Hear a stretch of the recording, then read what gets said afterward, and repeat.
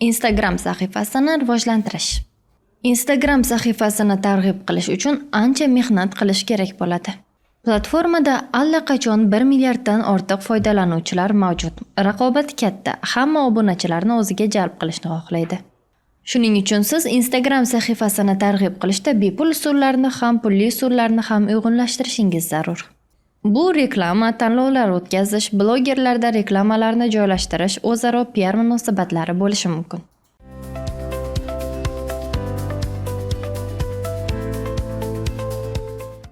Keling, bir nechta tavsiyalarni ko'rib chiqamiz.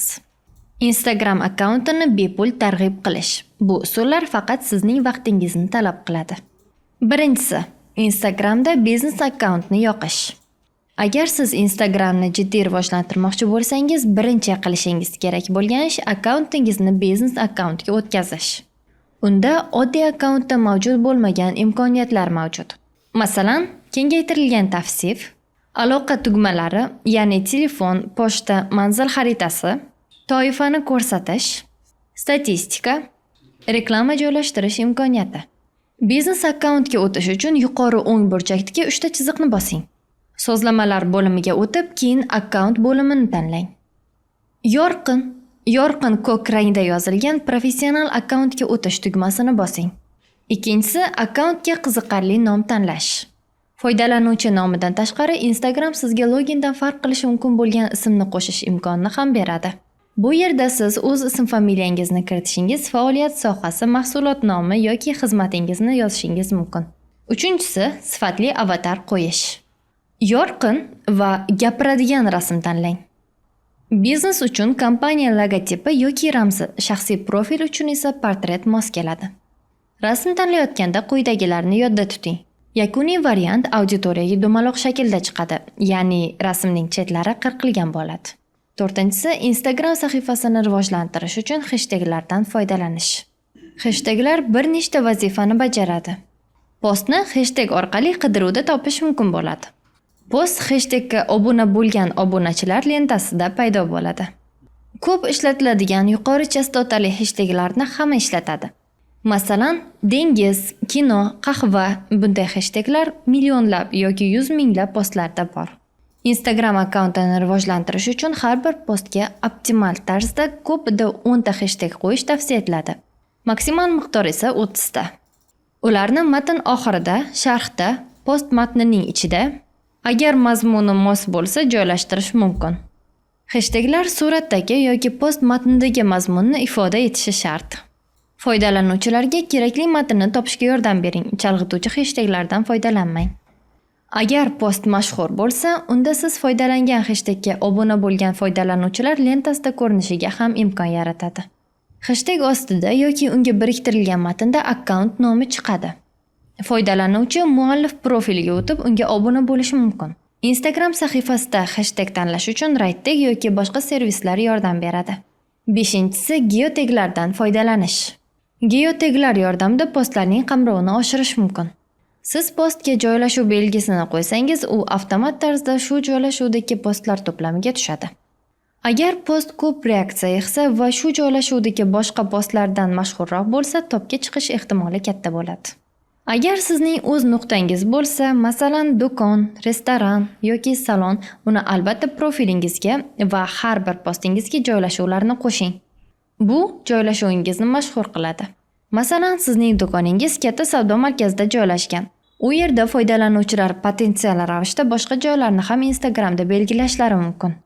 Sizning joyingiz qanchalik ko'p post va storieslarda belgilanadigan bo'lsa, ilova shunchalik tez-tez sizning yaqin atrofingizda surat olgan foydalanuvchilarga taklif qiladi. Postlarga o'z lokatsiyangizni joylashtirish orqali siz uni ro'yxatning yuqori qismiga chiqarishingiz mumkin. 6-inchisi, TikTok tarmog'idan auditoriya jalb qilish. TikTok foydalanuvchilarni o'zingizga jalb qilish uchun ajoyib maydoncha. Atigi bitta virusli video minglab yangi obunachilar olib kelishi mumkin. Agar videoni eng qiziqarli joyida to'xtatib, obunachilarga uni Instagramda davomini ko'rishni taklif qilsangiz, oz son obunachilaringizni ko'paytirib olishingiz mumkin. 7-inchisi, lead magnet o'ylab topish. Bu foydalanuvchiga biror qimmatli narsani bitta harakat orqali berishdir. Masalan, obuna, like yoki repost uchun. Xususan, maslahat berilgan checklist, tutorial yoki mualliflik kursini taklif qilish mumkin. 8-si storiesda o'zaro PR qilish. Sxema oddiy, o'xshash mavzularga yoki deyarli teng obunachilarga ega bo'lgan blogerni toping. Unga sizning akkauntingiz haqida o'z obunachilariga gapirib berishini taklif qiling. Evaziga siz ham u haqida o'z obunachilaringizga gapirib berasiz. Reklamani storiesda qilish yaxshiroq. Lenta uchun alohida post juda majburlovchi bo'lib ko'rinishi mumkin. Lekin bir nechta stories orqali qiziqarli Instagram hamkori haqida gapirish sizning obunachilaringizga qiziq bo'lishi mumkin. 9-si jonli qo'shma efirlar o'tkazish. Jonli efirlar sizni auditoriyangizga yaqinlashtiradi. Qo'shma efirlar esa auditoriya almashish imkonini beradi. Sxema xuddi PRdagi kabi. Siz qiziqarli mavzuda gaplashishingiz yoki jonli efirda bahs qilishingiz mumkin bo'lgan blogerni topasiz. Vaqtni kelishib olib, onlayn translyatsiyani boshlaysiz. Obunachilaringizni albatta jonli efir haqida oldindan xabardor qiling. Foydalanuvchilarning bir qismi o'sha bosqichdayoq ishtirokchilarga qiziqib qoladi. 10-si interaktivlar o'ylab topish. Postlar topga chiqishi uchun obunachilarning faolligini oshirish kerak. Auditoriyani jalb qilish uchun o'yinlar va interaktivlar yordam beradi. Siz obunachilarga topshiriqlar berishingiz yoki suratdagi farqlarni topishni so'rashingiz mumkin. Yoki smaylik va raqam bilan variantga ovoz berishni taklif qilishingiz ham mumkin. 11-si Instagram sahifani offline yoki boshqa shaxsiy resurslarda onlayn reklama qilishingiz mumkin. 12-si mashhur akkauntdagi postlarga izoh qoldirishingiz mumkin. Bu Instagramni bepul targ'ib qilishning samarali usuli. Shunday ekan, mashhur akkauntlarni topib, ularning ommabop postlariga izoh yozing. Shu yo'l bilan sizni ko'proq odamlar ko'radi. 13-si sifatli kontent yaratish. Aslida bu ro'yxatning boshida bo'lishi kerak bo'lgan qoida. Instagramda rivojlanishning asosiy qoidasini unutmang. Avvalo reklama qilish uchun nima yaratishni hal qiling. Shundan keyingina qanday targ'ib qilish haqida o'ylang.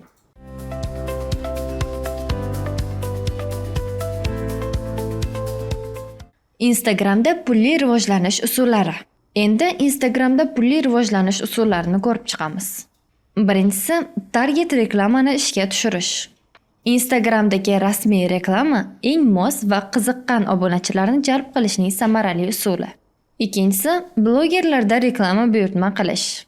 Sizga mos auditoriyaga ega bo'lgan blogerlarning post va storieslariga reklama joylashtiring. Lifehack: agar katta blogerga reklama joylashtirgan bo'lsangiz, o'sha vaqtda akkauntingizni yopiq qilib qo'ying. To'g'ri, barcha obunachilarni qo'lda qabul qilishga to'g'ri keladi, lekin konversiya keskin o'sadi. Odamlar sizning profilingizda nima borligiga qiziqishadi va obuna tugmasini albatta bosishadi. 3-si, katta blogerlarning marafonlarida ishtirok etish. Tezkor rivojlanish yoki obunachilar sonini keskin oshirish uchun yirik blogerlarning marafonlariga qatnashish foyda beradi. 4-si, akkauntingizda o'yinlar va tanlovlar o'tkazish. Tanlovlar kamida 500 ta faol obunachilaringiz bo'lganda yaxshi ishlaydigan variant. 5-si, blogerlarning akkauntlarida tanlov o'tkazish. Bu usul hali obunachilaringiz ko'p bo'lmasa mos keladi. Sxema quyidagicha: siz o'z mahsulotlaringiz bilan tanlov tashkil qilasiz, lekin bu tanlov bloger sahifasida o'tkaziladi. Bloger sizning akkauntingizni tilga oladi va shart sifatida sizning akkauntingizga obuna bo'lishni qo'yadi. Bloger ko'radigan foyda bu katta qamrov. Akkauntga e'tibor va sahifadagi faollikning oshishi. Siz uchun esa bu yangi obunachilarni jalb qilishning nisbatan arzon yo'li.